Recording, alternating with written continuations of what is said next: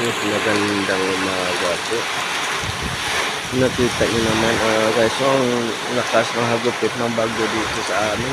Yung puno ng kawayan guys, tingnan mo, lakas gumagalaw.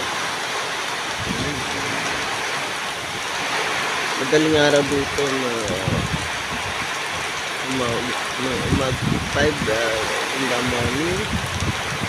Kasi doon lang natin.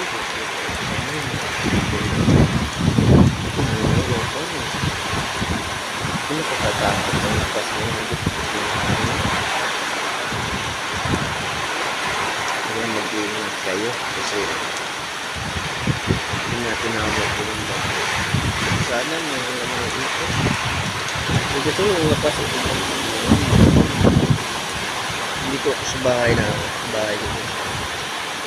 Ang lakas ko. Ang talaga. Tatakot yung lakas.